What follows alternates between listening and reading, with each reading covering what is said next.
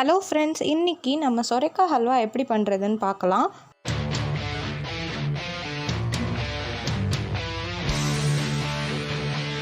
அதுக்கு தேவையான பொருட்கள்: சொரைக்காய் 1, சர்க்கரை 1 கப், பால் 1 டம்ளர், நெய் 3 ஸ்பூன், முந்திரி பருப்பு 5-6, ஏலக்காய் தூள் வாசனைக்கு, கேசரி பவுடர் ஆப்ஷனல்.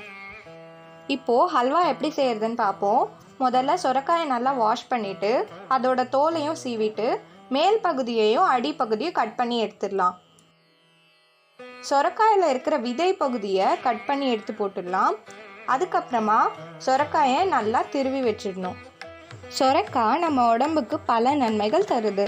பெண்களுக்கான இரத்த சோகைக்கு ரொம்ப நல்லது, குடல் புண்ணை சரி செய்யும், உடல் சூடு தணிக்கும், நரம்புக்கு புத்துணர்வு தரும், பித்தத்தை சமப்படுத்தும், மூல நோய்க்கு சிறந்த மருந்தாக இருக்குது, கர்ப்பிணி பெண்களுக்கு சிறந்த உணவாகவும் இருக்குது. இதை நம்ம கூட்டு பொரியலாகவும் செய்யலாம். ஆனால் இந்த மாதிரி ஸ்வீட்டாக செய்கிறப்போ குழந்தைங்கள்லேருந்து பெரியவங்க வரைக்கும் எல்லாரும் விரும்பி சாப்பிடுவாங்க. நம்ம சொரைக்காயோட பலன்கள் ஒரு சிலது பார்த்தோம்.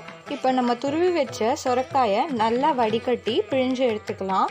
அடுத்து ஒரு பேனில் 2 ஸ்பூன் நெய் விட்டு அதில் நம்ம முந்திரி பருப்பை வறுத்து தனியாக எடுத்து வச்சிடலாம். இப்போது அதே பேன்லையே துருவி வச்ச சொரைக்காயை போட்டு நல்லா வதக்கிக்கலாம். அதில் இப்போ 1 கிளாஸ் பால் ஊற்றி 10 நிமிஷம் வேக வச்சிடலாம். அது நல்லா வேகிற வரைக்கும் வதக்கிக்கலாம்.